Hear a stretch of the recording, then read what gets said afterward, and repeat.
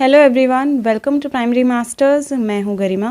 Last video में हमने class 5th EVS chapter number 9 up you go page number 79 तक cover किया था। आज हम आगे कंटिन्यू करते हैं। पेज नंबर 80 पर लिखा हुआ है रॉक क्लाइंबिंग।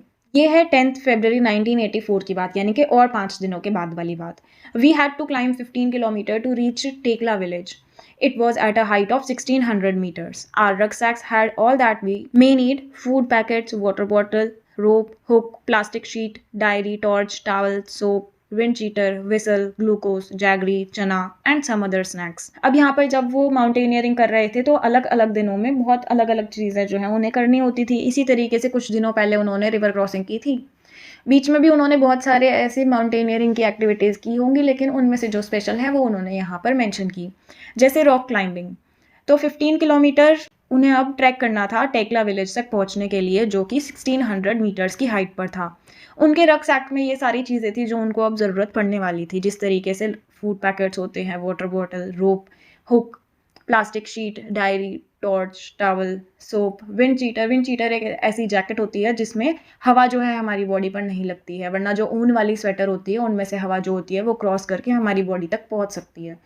तो विंड चीटर होती थी, विसल यानी कि सीटी होती थी, ग्लूकोज जो पानी में मिला के पीते हैं वो था, जैगरी यानी कि गुड़, चना और भी ऐसी चीज़ें जो उनको ज़रूरत पड़ सकती थी वो सभी उनके पास उनके रक्सैक में थी। We could see fruits and vegetables growing in the step fields. Mountains पर जो जगह होती है वो ढलान वाली होती है, चढ़ाई वाली होती है, कोई सीधा प्लेन सरफेस नहीं होता जहाँ पर सीधे सीधे खेत बनाए जा सके, इसलिए सीढ़ी नुमा खेती वहाँ पर की जाती है, जिसको स्टेप फार्मिंग कहा जाता है। तो वहीं स्टेप फार्मिंग में ही ये फ्रूट्स और वेजिटेबल्स आसपास ग्रो किए जा रहे थे, जहाँ पर वो लोग माउंटेनियरिंग में आगे अपना एडवेंचर ट्रिप कंटिन्यू कर रहे थे। We saw colonel Ram Singh standing on a 19 meters high flat rock with pegs and ropes. अब उन्होंने देखा कि 90 मीटर की हाइट वाली एक फ्लैट रॉक है, यानी कि सीधी चट्टान है, जहां पर ऊपर कर्नल राम सिंह खड़े हुए हैं और उनका इंतजार कर रहे हैं। उनके हाथ में पेग्स और रोप्स थे। वो इसलिए थे क्योंकि अब उनके सामने एक चट्टान थी, यानी कि ये जो 90 मीटर हाइट की रॉक थी यानी कि चट्टान थी, अब उन्हें इसको कवर करना था, इस पे चढ़ना था। We had been told to first observe the rock carefully and identify holes, places where we can put our hands and feet. अब उन्हें इस काम में भी पहले इंस्ट्रक्शंस दी जा रही थी कि उन्हें ऐसी जगहें उस रॉक पे पहले देखनी है जहाँ पे चढ़ते हुए वो अपने हाथों को मजबूती से वहाँ पर रख सकें और आगे के लिए अपना वेट वहाँ पर डाल सकें। इसी तरीके से ऐसी जगहें उन्हें वहाँ पर देखनी थी जहाँ वो अपने पैर को बहुत अच्छे से फिक्स कर सकें और वहाँ पर अपना वेट डाल सकें। तो ऐसी जगहों को आइडेंटिफाई करते हुए ही उन्हें इस चट्टान पर आगे आगे चढ़ना था एक रस्सी की मदद से। Today I was not going to back out, I stood first in the line. अब जब पिछला ऐसा कुछ हुआ था, यानी कि कुछ ऐसा चैलेंजिंग टास्क था जैसे रिवर क्रॉसिंग वाली बात थी, तो उसमें संगीता मैम बहुत ज़्यादा डरी हुई थी, इसीलिए वो लाइन के सबसे एंड में खड़ी थी। लेकिन यहाँ तक आते आते उनमें वो कॉन्फिडेंस आ गया था कि अब वो बहुत सारे चैलेंजिंग टास्क को कर सकती हैं, इसलिए वो लाइन में पीछे नहीं बल्कि सबसे आगे खड़ी हुई थी। Our instructor tied a rope around his waist. He put the sling and held the thick rope which was hanging. He started climbing as if he was running up. जैसे मैंने आपको बताया कि जब कोई स्पेशल ऐसे चैलेंजिंग टास्क होते हैं तो इंस्ट्रक्टर पहले करके दिखाता है, जिसके बाद सभी मेंबर्स को वो करने होते हैं। तो इंस्ट्रक्टर ने तो जैसे चट्टान को आप मान सकते हैं कोई भी आपके घर की जो दीवार होती है, अब दीवार पे तो आप चढ़ नहीं सकते, आपके पैर जो है वो दीवार पर चिपकेंगे नहीं, लेकिन इंस्ट्रक्टर ने ऊपर वाली रस्सी को पकड़ा और जो चट्टान सामने एक दीवार की तरह लग रही थी उस पर वो चलने लग गए। ऐसा लग रहा था कि उस चट्टान पे खुद वो इंस्ट्रक्टर चढ़ ना रहे हों बल्कि भाग रहे हों। उनको देखते देखते I also put my sling but as I took my first step I slipped and there I was swinging from the rope. अब उन्होंने क्या किया, उनकी कमर पे तो उन्होंने रस्सी बांध ली थी जो ऊपर राम सिंह जो उनके इंस्ट्रक्टर थे उन्होंने उसको दी थी, लेकिन जैसे ही वो दीवार पे चलने लगी, रॉक पे चढ़ने लगी सामने वाले चट्टान पे, तो उनका पैर फिसल गया और फिसलने की वजह से वो वहाँ एक झूले की तरह लटकने लग गई। Keep your body at an angle of 90 degree while climbing, I heard keep your back straight, do not bend. जैसे ही उन्हें दिखा कि वो अब ज़मीन से तो ऊपर है लेकिन अब वो झूल रही हैं, वो चट्टान पे चढ़ी नहीं है, तो उनके इंस्ट्रक्टर की आवाज़ उन्हें सुनाई दी। उन्होंने कहा कि अपनी बॉडी को बिल्कुल 90 डिग्री के एंगल पर रखो दीवार के साथ और अपनी बॉडी को मोड़ो मत, बिल्कुल सीधा रखो, तभी तुम यहाँ पर चढ़ पाओगी। Keeping this in mind, I imagined the rock as flat ground and started to climb up. Again, while coming down, we had to use the rope in a special way called rappelling. I did this with the same fearlessness. जब उन्हें ये rock climbing करनी थी, यानी कि एक rock पे चढ़ना था और दूसरी तरफ उतरना था, तो दोनों तरफ जो था उनको अलग अलग स्ट्रैटेजी को यूज़ करना था। अब चढ़ते हुए उन्होंने वो जो सामने चट्टान थी उसको एक फ्लैट ग्राउंड की तरह समझा और जैसे इंस्ट्रक्टर ने बताया था 90 डिग्री एंगल बनाते हुए वो उस पर चढ़ने लग गई। सक्सेसफुली वो ऊपर चढ़ गई और दूसरी साइड जब उन्हें उतरना था तो उतरते हुए वाले प्रोसेस को रैपलिंग कहा जाता है, जहाँ पर कुछ अलग टेक्निक को इस्तेमाल किया जाता है। अब जब वो ऊपर भी चढ़ चुकी थी तो उन्होंने एक और चैलेंजिंग टास्क पूरा कर लिया था और उन्हें और ज़्यादा कॉन्फिडेंस आ गया था और बिना डरे उन्होंने रैपलिंग वाला काम यानी कि आगे चट्टान से नीचे उतरने वाला जो टास्क था वो भी पूरा कर लिया बिना डरे। A funny incident. 14 फरवरी 1984 को यानी फिर से कुछ दिनों बाद एक ऐसा इंसिडेंट हुआ जो फनी था और संगीता मैम को बहुत टाइम तक याद रहा। इट वॉज इवनिंग यानी शाम का टाइम हो गया था। Khundomi was feeling hungry, we did not have anything to eat. Khundomi जो उनकी ग्रुप मेंबर थी, जो मिजोरम से थी, जिसको सिर्फ मिजो लैंग्वेज ही बोलनी आती थी, उसको बहुत ज़्यादा भूख लग रही थी लेकिन उनके पास खाने के लिए अब कुछ भी नहीं बचा था शाम तक। She jumped over the fence and got into the field. अभी हमने बात की थी कि जब वो माउंटेन पर चढ़ रहे थे तो वहाँ पर स्टेप फार्मिंग में फ्रूट्स और वेजिटेबल उगे हुए थे। तो उन्होंने क्या किया, वो जो फेंस लगी हुई थी एक फार्म को प्रोटेक्ट करने के लिए यानी खेतों को प्रोटेक्ट करने के लिए जो बाउंड्री पे लगाई जाती है लोहे की फेंस, उसको उसने क्रॉस कर लिया और फील्ड में चली गई। She quickly plucked 2 big cucumbers and came back. वो वहां पर जाकर फटाफट से 2 खीरे जो थे वो तोड़ लाई। Just then a women came from behind and caught hold of her bag. जैसे ही वो वहां से भाग रही थी तो एक वहां से औरत आई जिसने पीछे से खुंदोमी का बैग पकड़ लिया और खुंदोमी बहुत ज्यादा डर गई। She started saying something to Khondomi in her own language. We could not understand what she was saying. Khondomi was trying to explain in her Mizo language, which we could not understand. I tried to explain in Hindi, but neither of them could understand it. Finally, I folded my hands to say that we are sorry.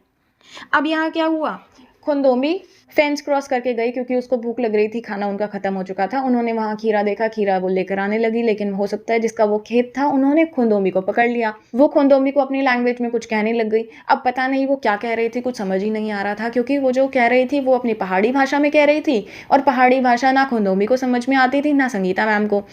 फिर खुंदोमी अपनी Mizo language में उसको समझाने की कोशिश कर रही, तो जो खुंदोमी कह रही वो ना उस औरत को समझ में आ रहा जिसने उसको पकड़ा था, ना संगीता मैम को समझ में आ रहा कि खुंदोमी क्या कहना चाह रही हैं। इस तरफ से संगीता ने सोचा कि मैं समझाती हूँ, लेकिन संगीता मैम हिंदी में बोल रही जो खुंदोमी को भी समझ में नहीं आ रहा और उस पहाड़ी औरत को भी समझ में नहीं आ रहा। यानी तीनों लोग जो वहाँ इकट्ठे हुए थे एक दूसरे को समझाने की कोशिश कर रहे थे, लेकिन किसी की भी लैंग्वेज किसी को भी समझ में नहीं आ रही थी। तो ये एक बहुत अजीब सी सिचुएशन यहाँ पर क्रिएट हो गई थी, जो अजीब के साथ साथ बहुत फनी भी थी कि किसी को भी कुछ समझ में नहीं आ रहा लेकिन तब भी हर कोई समझाने की कोशिश कर रहा है। तो लास्ट में संगीता मैम को समझ में आया कि किसी से भी कुछ नहीं होगा, तो उन्होंने बस अपने हाथ जोड़े और वहां पर उन्हें बोला कि हाँ सॉरी, फिर वो वहां से चले गए। By then our group had gone far ahead, it was already dark. I thought we had lost our way, now we were really scared, we could not see anything even with our torches. I started sweating, even though it was cold. I tightly held Khondombi's hand. I called out loudly, "Where are you all? Can you hear me?" जब ये पूरी situation over हुई और वहाँ से वो बाहर निकले माउंटेन की तरफ, तो उन्होंने देखा कि बहुत ज़्यादा अंधेरा हो चुका था और जो ग्रुप के बाकी के सभी लोग थे वो आगे की तरफ बढ़ चुके थे। माउंटेन्स में कोई भी ऐसी सड़कें तो बनी ही नहीं होती कि हाँ सड़क पे चलते रहो और आगे ना कहीं जाके तो उनको अपने ग्रुप मेंबर मिल जाते। माउंटेन पे तो रास्ता खुद ही बनाना पड़ता है और अगर अपने ग्रुप से अलग हो जाओ तो उन्हें ढूंढना बहुत ज़्यादा मुश्किल हो जाता है। तभी उन्हें जो है माउंटेनियरिंग से पहले ट्रेनिंग दी जाती है कि अगर इस तरीके की कोई सिचुएशन क्रिएट हो जाए तो वो क्या करें। तो उन्होंने सबसे पहले आवाज़ लगाने की कोशिश करी और अपने ग्रुप मेंबर से पूछने की कोशिश करी कि सब कहाँ हैं। वो ज़ोर ज़ोर से चिल्लाने लगी कि क्या कोई मुझे सुन सकता है। My voice echoed in the mountains. पहाड़ों में आवाज़ जो होती है अलग अलग पहाड़ों से टकरा के वापस आती है, इसलिए आवाज़ जो है वो एको करती है यानी कि गूंजती हैं। We both started to whistle loudly and flashed our torches. अब उन्हें इस ट्रेनिंग में बताया गया होगा कि जब भी ऐसी कोई सिचुएशन हो तो उन्हें जो विसल यानी कि सीटी दी गई थी उन्हें वो सीटी जो है वो बजानी है, क्योंकि सीटी की आवाज़ जो होती है किसी के चिल्लाने से ज़्यादा तेज़ होती है और ज़्यादा दूर तक जाती है। इसी तरीके से उन्हें ये भी बोला गया था कि जब आप कहीं गुम हो जाओ तो जहाँ पर आप हो वहाँ से आपको टॉर्च जो है अलग अलग जगहों पर फ्लैश करना है, यानी कि टॉर्च की लाइट जब बाकी के मेंबर्स को दिखेगी कि कहीं से बार बार टॉर्च की लाइट आ रही है तो अपने ग्रुप मेंबर की वो बात समझ जाएंगे कि हाँ ज़रूर उनके ग्रुप मेंबर उस जगह पर फंसे हुए हैं जहाँ से टॉर्च की लाइट आ रही है। Probably the group had noticed that we were missing. We heard some whistles at a distance. I understood the signal. अब जैसे उन्हें ट्रेनिंग में बताया गया था, विसल की आवाज़ उन्होंने वहीं से दी जहाँ पर वो गुम हो गए थे। वो वहीं खड़े रहे और वहाँ से विसल भी बजा रहे थे और टॉर्च की लाइट भी फ्लैश कर रहे थे।